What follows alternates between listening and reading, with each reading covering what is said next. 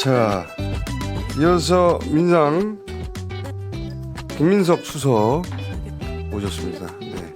안녕하십니까? 네, 안녕하세요. 자, 한 주요 국면이 넘어간 것 같습니다. 예. 그렇죠? 아침잠을 계속 못 자는 국면에서 그래도 아침에 네. 잠은 자고 일어날 수 있는 국면이 된 것 같습니다. 한 국면을 넘어간 것 같습니다. 지난 한 2주 정도 어제 나오신 그 박보영 철학 교수는 철학적 고뇌라고 하던데 그거를 전 국민이 평생 동안 상식이라고 믿고 있었던 것이 무너진 상황이 한 2주 이어지면서 심적으로 굉장히 고통받았다. 그렇죠. 그렇게 표현하더라고요. 예. 그러니까 이해하지 못하는 상황이 계속되니까. 그러니까요. 이거는 우리가 다 상식으로 알고 있던 상황. 영장이 나오면 집행되는 것이고 그거 누구도 거부할 수 없다고 알고 있던 상식적인 것이 다 무너지니까 막 고통스러웠다고 하더라고요. 모두들 우울하고. 아니 사실은 뭐 개엄부터 그런 거 아니에요? 개엄부터 그랬죠. 개엄부터 이게 한 달 넘는 상황이 다. 그러니까 저는 그런 생각 안 드셨어요? 저는 이렇게 보면서 야, 참 병이 깊다. 병이 깊죠. 예, 병이 깊어요. 근데 이게 그냥 하는 것이 아니라 이게 망상이 체계화돼 가지고 합리를 넘어서 이게 믿음의 단계로 가니까 참 이게 설명도 안 되고 대응도 안 되고. 그렇죠. 어제 헌재에 냈던 그 내용 민주당이 중국 돈으로 중국과 무슨 북한 번호가 뭐 1, 2, 3, 4, 5인가 뭐. 북한의 식민지를 만들려고 한다잖아요. 남한을. 그게 민주당이 왜 중국 돈으로 북한의 식민지화를 이게 말이 안 되는 소리인데 왜 그래요? 아니 선관위 그러니까 사실 어제 그걸 보면은 어떻게 보면은 망사이고 어떻게 보면 확신범인데 똑같은 상황이 와도 똑같은 일을 하겠다는 얘기를 한 거란 말이에요. 그렇죠. 그 보통 음모론이라고 하는 부정선거론에 기초하고 있다는 걸 확인했고 계엄은 그냥 이렇게 경계경보 내려고 해본 거다라는 그렇죠. 거고 반국가 행위라는 얘기를 또 한 거잖아요. 사실 그게 이제 세계의 축인데 그거를 갖고 이제 온 거란 말이에요. 근데 사실 부정선거론은 핵심이 그 선거를 갖고 자기들이 이겼었잖아요. 그거니까 진 쪽에서 주장하면 모르겠는데 그리고 그 선거를 관리하는 핵심에 자기 제일 가까운 사람을 꼽았잖아요. 그러니까 이게 설명도 안 되고 근데 그거를 주장하는 근데 진심으로 저렇게 주장하는 건지 아닌지도 확인하기 어렵고 그래서 근데 진심인 것 같아요. 아무리 봐도 이제 그러니까 그렇다면은 사실은 병적인 거죠. 병인 거죠. 병 났어요. 아주 깊은 병이 났고 고칠 수 없는 병이고 그리고 그러니까 헌법재판소에 민주당이 중국 돈으로 중국과 북한의 식민지로 만들 것이다. 남한이. 그리고 또 부정선거 얘기하고요. 이거를 헌재에 냈어요. 공식 문건으로 변호인단이. 근데 저걸 보면서 헌재에서 이 자료 좀 띄워주세요. 예. 이 말은 못하지만 속으로 저희하고 비슷한 생각을 할 것 같아요. 정말 병이 깊다. 병이 깊다. 네. 정말 병이 깊어요. 아주. 그리고 그 변명, 포고령에 대한 변명 못 봤다.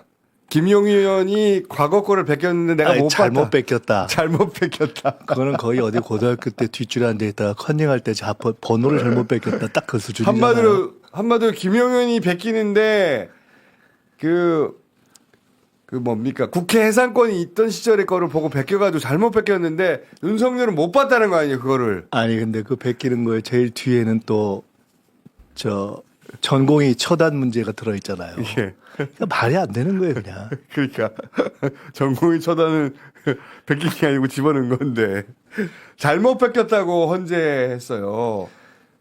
잘못 뺏겼다고. 김용현이 잘못 뺏겼다. 윤석열은 그걸 못 봤다. 이게 지금 헌재에 나간 변호인단의 문건이에요. 그러니까 저게 한편으로는 구차하고 한편으로는 허황하고 그걸 이제 왔다 갔다 하는 거죠.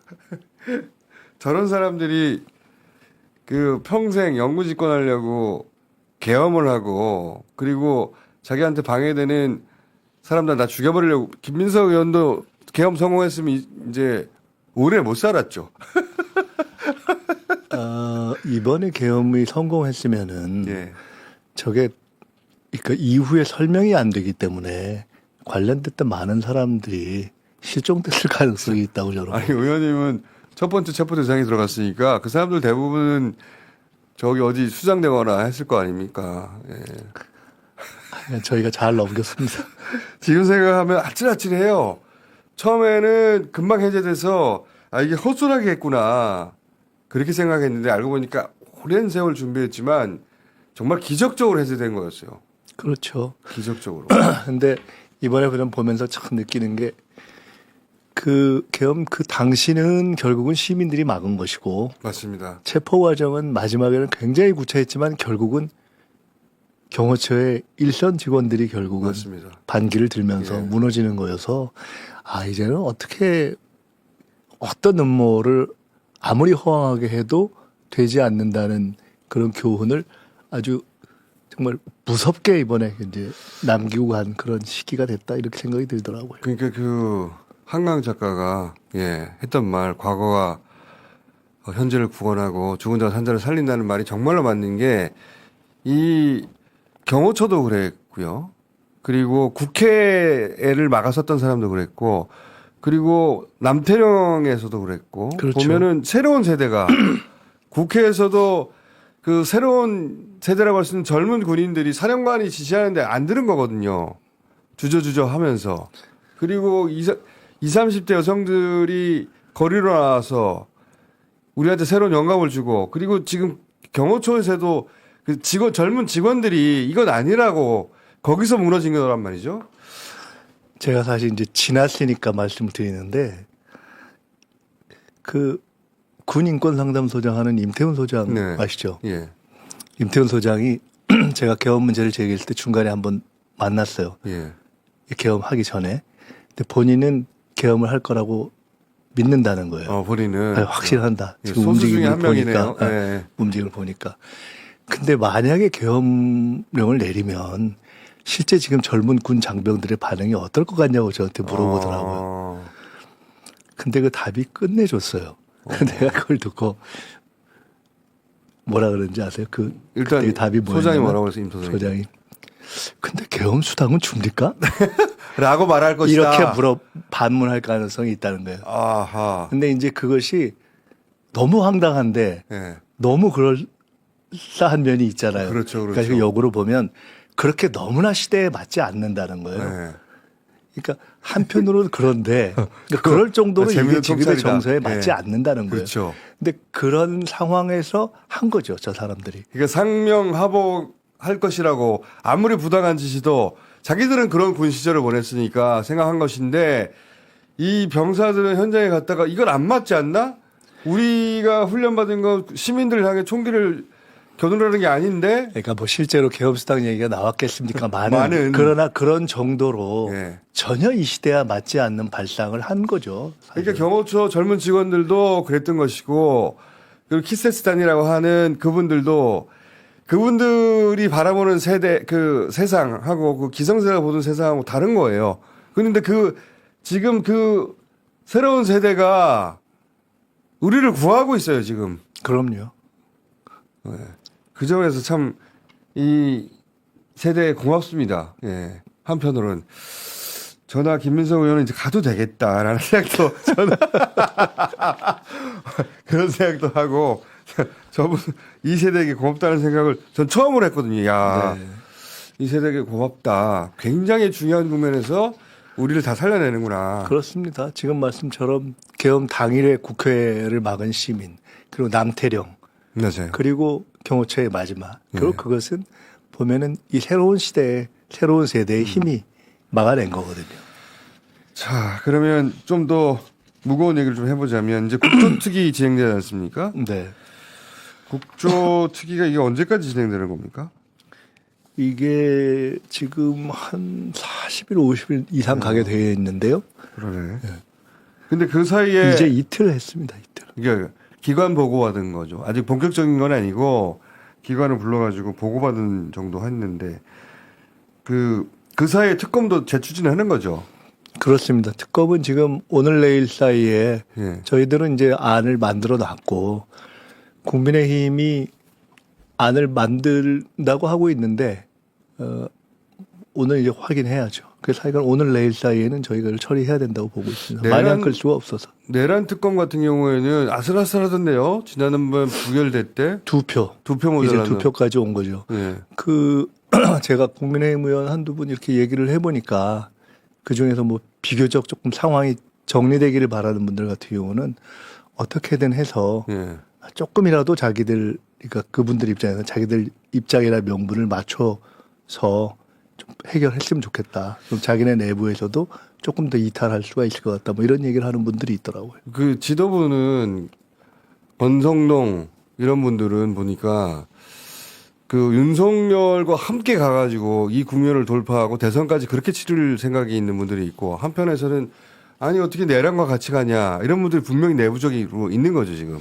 시간이 지나면 점점점 그 후자가 늘어날 텐데 근데 문제는 그것이 한편으로는 이제 윤석열 본인의 움직임과도 관계가 좀 되어 있을 것 같습니다. 지금 상황을 보면은 계속해서 저항하고 뭔가 어떤 목소리를 그렇죠. 내는 쪽으로 포지션을 가져갈 가능성이 있고 예.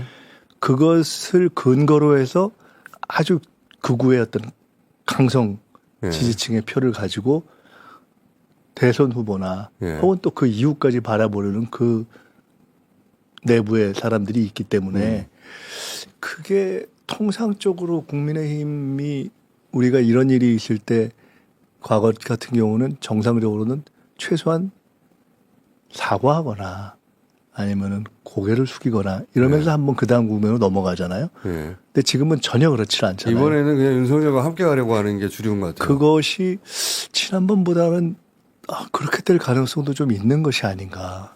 그러니까요. 대선까지 그냥 윤석열을 안고 가서 그 강성 지지층하고 같이 선거까지 돌파하려고 하나 이런 기미가 좀 보입니다. 저는 그 가능성도 좀 있는 것 같습니다. 그런 것 같죠 지금. 예. 그리고 권성동 의원을 제가 자꾸 거론하는 이유는 다른 사람들 그러니까 명태균 이제 그 폰이 터질 거 아닙니까 이제 지금까지 나온 거는 겨우 그 사무실 PC고 집 PC도 안 나왔고 소위 명태균 황금폰도 안 나왔다고 하는데 황금폰은 지금 포렌식이 끝났다고 하거든요. 4년치가. 그럼 거기서 막 터질 거 아닙니까? 그렇죠. 그러면은 지금 대선 후보로 꼽히는 유력한 국민의힘 의원들 많은 사람들 실려가거든요. 상당수가 관련돼 있고. 예, 관련돼 있잖아요. 근데 권성동 의원은 당시 척을 지고 있던 명태균과 친윤의 핵심이었기 때문에 본인은 거기서 안전해서 나는 대선까지 달릴 수 있을 것 같은데 이번에 이런 생각을 하시는 행보로 보이거든요. 근데 그것 때문에도 국민의힘 내부에도 이 내란 특검뿐만 아니라 김건희 특검을 가야 된다. 네. 할 수만 있다면 본인들이 위원장을 맡고 싶다. 이렇게 얘기하는 분들이 있더라고요. 그러니까 그것이 지금 말씀하신 것처럼 권성동 의원이라든가 이런 소위 친윤의 어떤 예. 강성파들이 그냥 전체를 다 끌고 가는 거죠. 전체를 끌고 그냥 네. 저 합리적인 상황의 수습이라든가 해결이 아니라 그냥 버티기로 가려는 동기가 상당히 작동하는 것이 아닌가. 그러니까요. 이렇게 가다 보면 지금 뭐 본인들까지 다 다칠 수 있다. 예, 다 죽는다고 생각하는 사람들이 이제 점점 생기는 것 같고 그러다 보니 특검이 통과될 가능성이 아예 없는 건 아닌 상황까지 거의 턱 밑까지 온 거 아닙니까, 그죠? 그렇습니다. 그리고 그게 넘어가면 김건희 특검도 넘어가겠죠. 이제 일단은 내란 특검에 집중해야 되기 때문에 예. 저희들이 그 내란 특검 하나로 마지막에 정리해서 오늘 쪽으로 지금 했지만은 이게 되고 나면 그 다음에 김건희 특검도 있고 사실은 최근에 무죄를 받은 우리 최혜병과 예. 관련한 특검도 있고 하나하나 해야죠. 할 게 참 많죠. 그럼 이제 헌재 얘기를 좀 해보자면 구인 체제로 되긴 될 거라고 보시죠. 그렇게 봅니다. 원래 돼야 되는 것이었고 사실은 최상목 대행 자신이 본인이 말을 할 때 국회에서 여야 합의가 확인되면 이건 한다라고 했는데 사실은 본인이 말을 하자마자 국회의장이 바로 국회의장이 확인해 줬잖아요. 영상도 보여주고. 네, 근데 이게 본인이 지금 할 말이 없는 상태인 네. 거거든요. 사실은 그것뿐만 아니라 상설특검 추천 의뢰도 예. 법에 따라 해야 되는 지금 한 건데 달 반이 지났는데 안 하고. 그거 지금 있죠. 말을 안 하고 있는 예, 지체 없이 하게 돼 있는데. 거죠.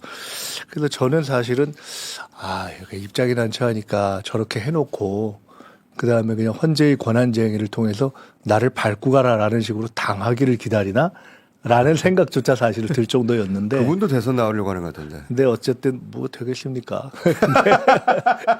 되겠습니까? 그분과 그 기재부 라인들 예를 들어서 과거에 모피아라고 흔히 불리던 그분들이 이제 바쁘게 움직인다고 해요. 예. 대선에. 근데 어쨌든 그래서 헌재에서의 권한쟁의 결정이 나고 등등 하면은 그때로서는 최상목 대행이 뭐 버틸 수 있는 명분이 없다 이렇게 봅니다. 그러니까 그 시점은 어느 정도로 문제는 보시면은 이제 시기가 언제냐인데 그렇죠. 지금 그게 2월까지 넘어가서 좀 늦어지면 문제는 이번 윤석열 그 본안 심리를 하는데 그 9명 마지막 채워진 재판관이 예. 그 심리에 의미 있게 참여할 수 있느냐 없느냐의 문제가 그렇죠. 있기 때문에 시기가 중요한 거죠. 1월 말까지 나오지 않겠냐는 전망도 있었는데 최근에 이제 그게 조금 늦어질 가능성이 예, 있어서 위헌 소송도 하고 권한쟁의 심판도 하고 둘 다 막 진행을 하더라고요. 둘 중에 뭐가 먼저 나올지 모르는데 가처분도 걸어뒀잖아요. 그렇죠. 뭐든지 먼저 나오면 이제 구인 체제가 되는 건데 그게 1월이 넘길 수도 있다. 2월 초가 될 수도 지금 있다. 봐서는 그럴 수도 있는 것 같습니다. 그렇죠. 예. 자, 윤석열 이런 이야기 하거든요. 지금 윤석열 태도로 봐서는 헌재에서 설사 탄핵을 인용하더라도 인정하지 않을 것 같다. 뭐 인정은 안 하겠죠. 뭐 법적으로야 어쩔 수 없이 박탈되는 건데 인정하지 않고 전 국민이 같이 싸워달라고 계속 요청할 것 같다. 그 주장은 평생 감옥에서도 할 수 있겠죠. 그래서 체포하는 게 중요했었던 것 같아요. 네. 그거를 밖에 있는 상황에서 계속했으면 무슨 일이 벌어질지 몰랐다는 거죠. 어차피 지금 이제 망상 상태가 계속되고 있는 망상장애죠. 것이기 때문에 예. 그리고 그것을 이제 사실과 관계없는 믿음의 단계가 되어 있어서 제일 상대하기 어렵잖아요. 사실 내 귀에 뭐가 있는 것 같아요. 갑자기 막 예. 저 내기의 보통장치 상태예요. 뛰어들고 있고 뭐 이런 상태이기 맞아요. 때문에 사실 어떻게 뭐 하겠습니까? 계속 주장하는 것을. 지금 이재명 대표하고 가장 가까이 여러 가지 이야기를 하시는 분으로 알려져 있는데 거심탄회하게 그리고 가끔 들어보면 철학적 대화도 나누시던데 지금 이재명 대표는 이 국면에서 뭘 고민하고 있습니까?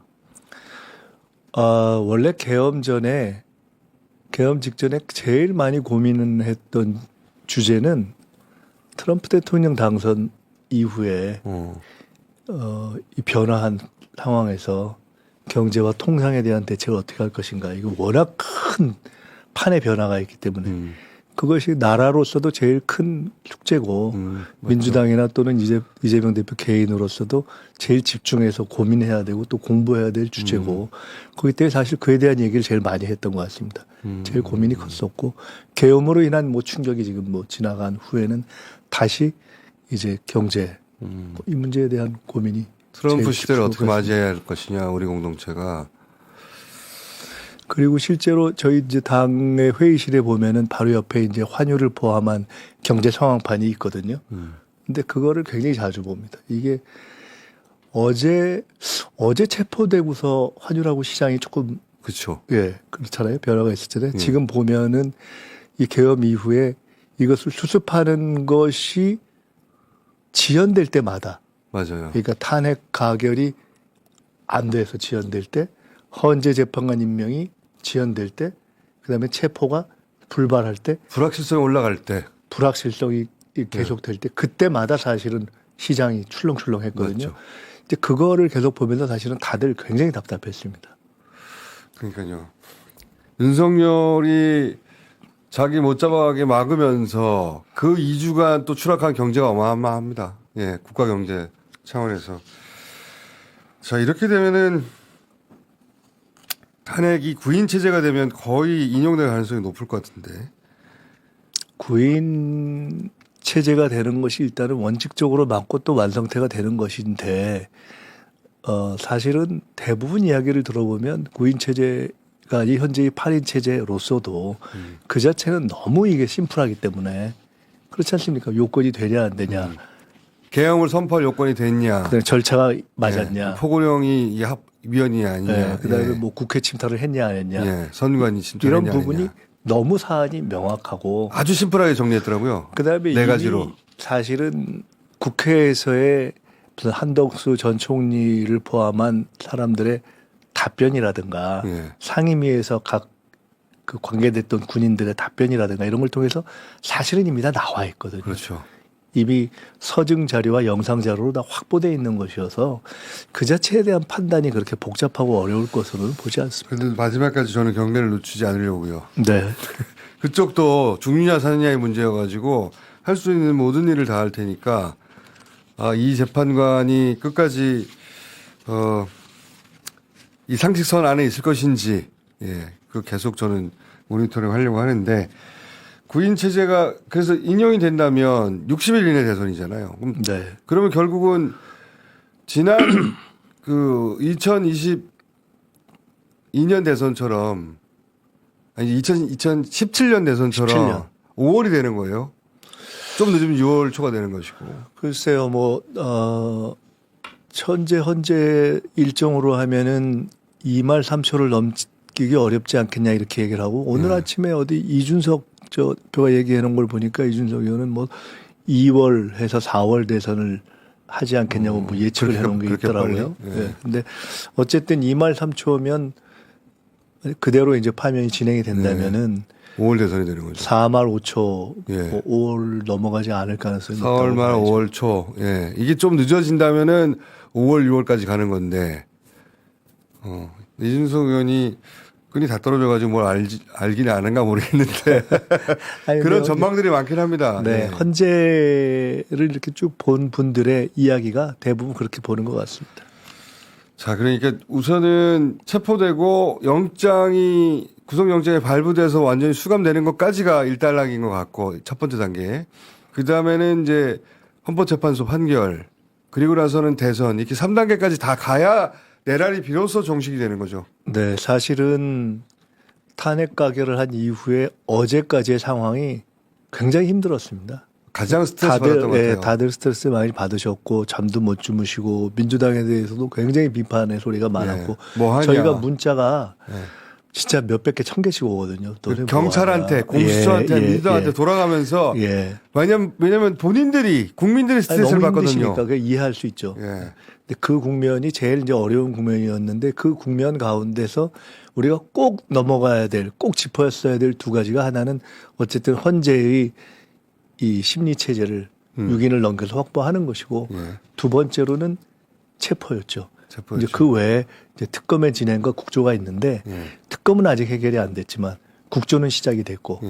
근데 제일 큰 고비인 헌재의 체제를 어쨌든 8인 체제로 갖고 그리고 체포까지 됐기 때문에 일단은 내란 수습에 있어서 한 고비는 사실은 중요한 넘겼다고 부분. 볼 수가 있습니다. 이게 거슬러 올라가면은 김민석 의원이 지난 여름에 뜬금없이 계엄하려고 한다. 거기서부터 모든 게 시작된 거예요, 지금.